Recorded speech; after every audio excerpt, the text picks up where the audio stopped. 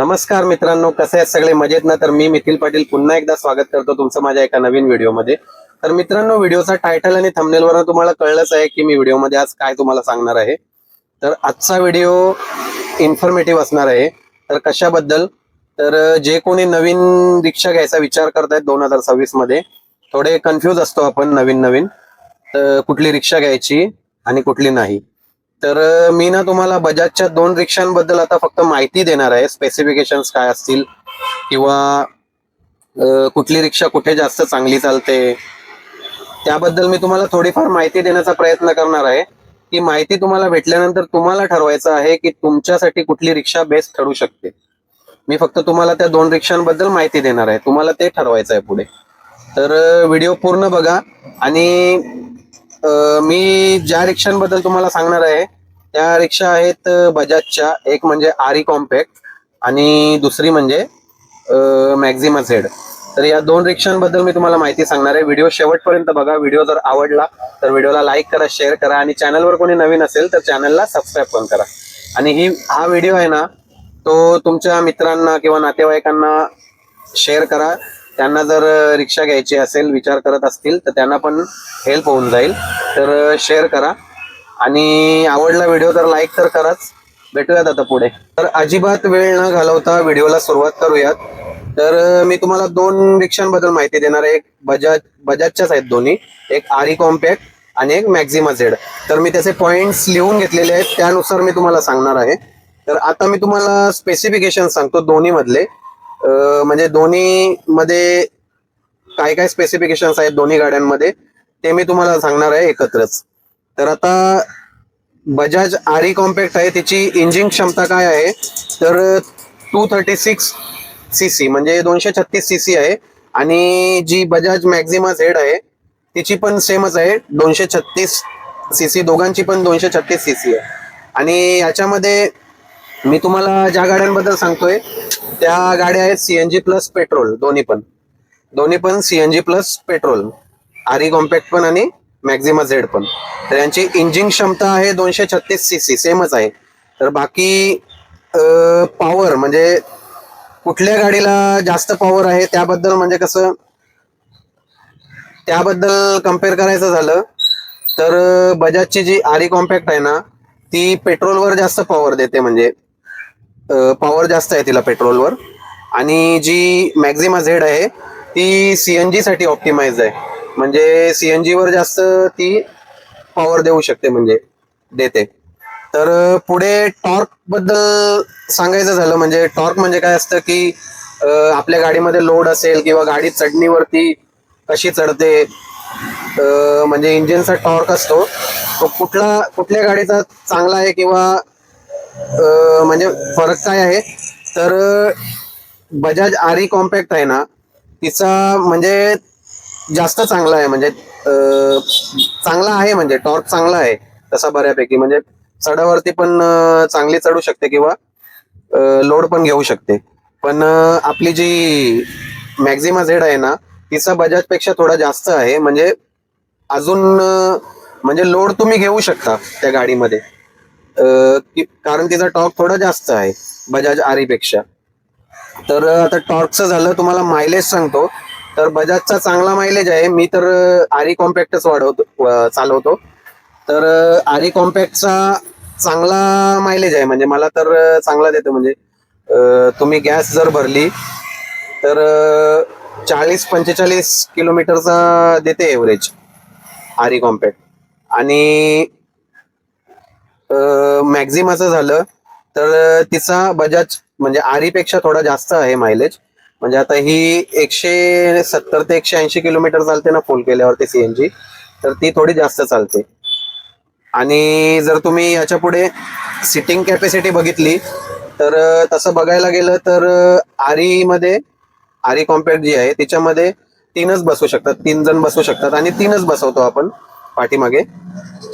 पण मॅक्झिमा झेडचं कसं आहे, तशी म्हणजे 3 पॅसेंजर अलाउड आहेत फक्त. पण मॅक्झिमा झेड मध्ये तुम्ही जास्त बसू शकता, कारण स्पेस जास्त असतं. पण जास्त बसवू नका, फक्त 3च बसवा. पण तुम्हाला मी स्पेस बद्दल सांगतोय की मॅक्झिमा झेडची जी स्पेस आहे ना मागची ती खूप आहे. आरी कॉम्पॅक्टला कम्पेअर केलं तर मॅक्झिमा झेडची खूप आहे. आणि आता जर मी तुम्हाला ग्राउंड क्लिअरन्स बद्दल सांगितलं ना, म्हणजे खालची जी बाजू आहे गाडीची ती ग्राउंडला किती अंतर आहे ग्राउंड पासून त्या गाडीपर्यंत, तर बजाजची जी आरी कॉम्पॅक्ट आहे ना तिचं 170 mm आहे, कमी आहे थोडं. आणि जी मॅक्झिमा झेड आहे तिचं 194 mm आहे. तर असा हा फरक आहे दोघांमध्ये. ग्राउंड क्लिअरन्स मध्ये याचा थोडा चांगला आहे मॅक्झिमा झेडचा. आता मी तुम्हाला मेंटेनन्स बद्दल सांगतो दोघांमधल्या. तर मेंटेनन्स, आरीचा जो मेंटेनन्स आहे ना तो थोडा कमी आहे, कमी थोडा मेंटेनन्स देते. आणि बजाज मॅक्झिमा झेड आहे ती थोडा जास्त मेंटेनन्स देते, म्हणजे हिचा थोडा कमी आहे तिचा जास्त आहे. मेंटेनन्स मध्ये काय येतं की कधी सर्व्हिसिंग करायला लागते, तर कधी काय प्रॉब्लेम झाला गाडीचा तर किती खर्च येऊ शकतो त्याबद्दल आहे हे सगळं. म्हणजे खर्च करायला झाला, प्रॉब्लेम झाला, काही सर्व्हिसिंग करायला गेलो तर मॅक्झिमा झेडचा जास्त खर्च येतो आणि याचा कमी येतो आरी कॉम्पॅक्टचा. अशी कंपॅरिझन आहे त्याची. तर आता मी तुम्हाला दोघांची किंमत सांगतो, म्हणजे कितीपर्यंत येते, म्हणजे प्राइस काय आहे ऑन रोड. तर आरी कॉम्पॅक्टची प्राइस आहे 2,30,000 ते 2,80,000 पर्यंत. आणि बजाज मॅक्झिमाची आहे 3,00,000 ते 3,20,000 पर्यंत, म्हणजे 3,00,000च्या वरच आहे बजाज मॅक्झिमा झेड, थोडी जास्त आहे. लांब रूट साठी सांगायचं झालं तर आरी कॉम्पॅक्ट जी आहे ती ठीकठाक आहे, म्हणजे लांब रूटला तुम्ही जाऊ शकता. आता तुम्हाला तर माहितच आहे मी कोकणात जाऊन आलो 500 किलोमीटर. तर आणि मॅक्झिमा झेड आहे ती बजाजपेक्षा चांगला परफॉर्मन्स देते म्हणजे लांब रूटला. आता तुम्हाला जसं मी मगाशी सांगितलं की मागे सिटिंग कॅपॅसिटी खूप चांगली आहे, ड्रायव्हरचा कम्फर्ट पण चांगला असतो, म्हणजे ड्रायव्हर पुढे पण चांगली स्पेस असते मॅक्झिमा झेडला, त्याच्यामुळे ड्रायव्हर एकदम कम्फर्टेबल असतो गाडी चालवताना.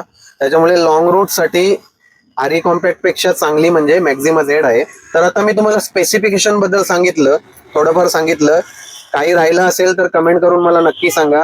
आणि तुम्हाला काही गोष्टी माहीत असतील तर कमेंट करून सांगा, म्हणजे ज्यांना माहीत नसेल त्यांना कळून जाईल.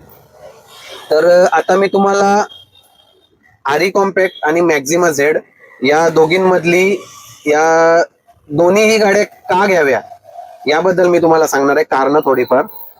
मग ती कारणं तुम्ही ऐकल्यानंतर तुम्ही ठरवा की तुम्हाला या दोन्हींपैकी कुठली गाडी घ्यायची. तर पहिले मी तुम्हाला सांगतो बजाज आरी कॉम्पॅक्ट सीएनजी प्लस पेट्रोल. तर ती का घ्यावी याचं कारण म्हणजे, सगळ्यात पहिला कारण म्हणजे तुमचा बजेट कमी असेल तर तुम्हाला ती चांगली पडेल. म्हणजे 2,30,000 ते 80,000 पर्यंत तिची प्राइस आहे. थोडा मॅक्झिमा झेड पासून कमी आहे. मॅक्झिमा झेड 3,00,000च्या वर जाते आणि हिचा बजेट थोडासा कमी आहे. बजेट कमी तुमचा हवा असेल तुम्हाला, म्हणजे कमी असेल बजेट, तर तुम्ही ही गाडी घेऊ शकता. त्यात तुम्हाला रोज शहरात चालवायची असेल रिक्षा, किंवा गावातही चालवू शकता ही रिक्षा, असं काही नाहीये. पण खड्ड्यांमध्ये थोडा प्रॉब्लेम होतो चालवताना. आता मी पण चालवतो तर थोडासा प्रॉब्लेम होतो खड्ड्यांमध्ये, एवढा पण नाही पण होतो. पण शहरामध्ये चांगला परफॉर्मन्स देते मित्रांनो ही रिक्षा. मी चालवतोय, मला माहित आहे, त्याच्यामुळे मी तुम्हाला सांगतोय. पण जर तुम्हाला वजन न्यायचंय रिक्षामध्ये तर चांगला परफॉर्मन्स देते ही आपली आरी कॉम्पॅक्ट. तशी मॅक्झिमा झेड पण चांगलाच देते, हिच्यापेक्षा जास्त देते. पण आरी कॉम्पॅक्ट पण बेस्ट परफॉर्मन्स देते. हे एक कारण आहे. आणि मेंटेनन्स पण कमी आहे, मी तुम्हाला मगाशी सांगितलं तसं मेंटेनन्स पण कमी आहे गाडीचा या मॅक्झिमा झेड पेक्षा थोडा कमी आहे. तर ही सगळी कारणं आहेत ज्यामुळे तुम्ही ही रिक्षा घेऊ शकता. म्हणजे तुम्हाला जर ही रिक्षा घ्यायची असेल तर ही सगळी कारणं आहेत याच्या मागे, की तुमच्या बजेटची पण रिक्षा आहे, मेंटेनन्स कमी आहे, परत शहरात चालू शकता. ही सगळी कारणं आहेत याच्यात, जर ही तुम्ही रिक्षा घेतली तर. तर आता मी तुम्हाला मॅक्झिमा झेड बद्दल सांगतो. तुम्ही मॅक्झिमा झेड घ्या का, तर तुम्हाला जास्तीत जास्त किलोमीटर गाडी चालवायची दिवसभरात, तर मॅक्झिमा झेड चांगली आहे. म्हणजे ती चांगला मायलेज देते. आणि प्लस रस्ते खराब किंवा चढ उतार असतील त्याच्यावरती तुम्हाला तिचा टॉर्क चांगला असल्यामुळे, इंजिनचा जो टॉर्क असतो मी मगाशी सांगितलं तो चांगला असल्यामुळे चढावरती पण मस्त चढते. आणि प्लस वजन काही असेल तर पिकअप चांगला आहे तिचा, म्हणजे त्याच्यामुळे. तर या दोन गोष्टी आहेत.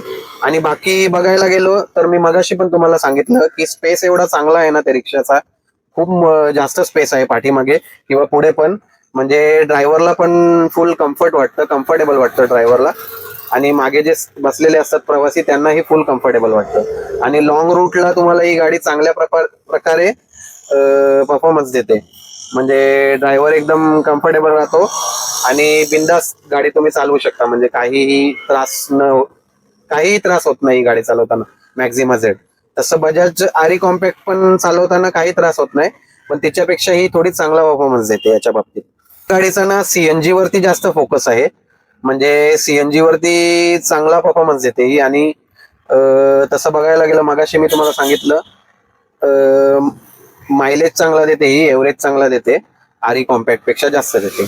आणि फक्त प्रॉब्लेम काय आहे, हिचा मेंटेनन्स थोडा जास्त आहे आरी कॉम्पॅक्ट पेक्षा, हा एक प्रॉब्लेम आहे. तर ही सगळी कारणं आहेत दोन्ही गाड्यांची. म्हणजे तुम्हाला कोणती गाडी तुम्ही घ्या, जर तुमच्याकडे तुमचा बजेट असा असेल किंवा मेंटेनन्स या गाडीचा असा आहे, हे सगळं बघूनच तुम्ही ठरवा की तुम्हाला कोणती गाडी घ्यायची. तरी सुद्धा मी तुम्हाला एक सजेशन देतो की तुमच्या कम्फर्टनुसार तुम्ही कोणती गाडी घेऊ शकता. तर शहरामध्ये म्हणजे सिटीमध्ये तुम्हाला रिक्षा चालवायची असेल आणि तुम्हाला कमाईवरती फोकस द्यायचा असेल तर आरी कॉम्पॅक्ट ही गाडी बेस्ट आहे. म्हणजे मी चालवतो, हीच गाडी चालवतोय, ती बेस्ट आहे तुमच्यासाठी. आणि जर तुम्हाला लांब रूटला, खूप लांब जायचंय रूटला, मोठमोठे भाडे मारायचे, परत एक भाडं घेऊन खूप लांब जायचंय, म्हणजे तेच मोठमोठे भाडे मारायचे आणि आराम हवाय, त्यासाठी तुम्हाला मॅक्झिमा झेड चांगली आहे. कम्फर्टेबल गाडी आहे मित्रांनो, मोठं जास्त स्पेस आहे, त्याच्यामुळे मी तुम्हाला सांगतोय. तर ही दोन कारणं आहेत ज्यामुळे तुम्ही या दोन गाड्यांपैकी एक गाडी घेऊ शकता. तर तुम्हाला ठरवायचं आहे की आता तुम्हाला कोणती गाडी घ्यायची. हा आजचा व्हिडिओ होता मित्रांनो. थोडीफार मी तुम्हाला माहिती दिलेली आहे. तुम्हाला जर माहिती चांगली वाटली असेल, कन्फ्युजन तुमचं दूर झालं असेल तर कमेंट करून मला नक्की सांगा. काही माहिती राहिली असेल तर ती पण बिंदास विचारा. आणि जर तुम्हाला अधिक माहिती हवी असेल, म्हणजे कधी कधी कमेंटमध्ये मला जास्त वेळ बोलता नाही येत, त्याच्यामुळे मी तुम्हाला सांगतोय. जर तुम्हाला माझ्यासोबत बोलायचं असेल, म्हणजे हेल्प हवी असेल, याबद्दल काही जास्त बोलायचं असेल, तर मला इंस्टाग्रामवर मेसेज करा, डीएम करा डायरेक्ट. इंस्टाग्रामवर पण माझं सेम नाव आहे पेजचं, ठाण्याची रिक्षा म्हणून. तिथे डायरेक्ट मला मेसेज करा, मी तुम्हाला रिप्लाय देईल. तिथे कमेंटमध्ये मला जास्त बोलता नाही, तरी मी प्रत्येक वेळी कमेंटचा रिप्लाय द्यायचा प्रयत्न करतो, पण जास्त वेळ मला बोलता नाही येत कमेंटमध्ये. त्याच्यामुळे मी तुम्हाला सांगतो, मला इंस्टाग्रामवर डायरेक्ट मेसेज करा, मी तुम्हाला तिथे तुमची पूर्ण हेल्प करण्याचा प्रयत्न करेन. तर व्हिडिओ कसा वाटला कमेंट करून नक्की सांगाच. लाईक करा, व्हिडिओ आवडला असेल तर व्हिडिओला लाईक करा, शेअर करा. आणि चॅनलवर कोणी नवीन असेल तर चॅनलला सबस्क्राईब करा. आणि जसं मी मगाशी सांगितलं, तुमच्या मित्रांना, नातेवाईकांना ही व्हिडिओ शेअर करा, म्हणजे त्यांना पण ही माहिती मिळेल. तर भेटूयात अशा छान छान व्हिडिओमध्ये, अशा इन्फॉर्मेटिव्ह किंवा ट्रॅव्हलिंगच्या व्हिडिओ मी तुमच्यापर्यंत घेऊन येत राहील. तोपर्यंत बाय बाय, जय महाराष्ट्र.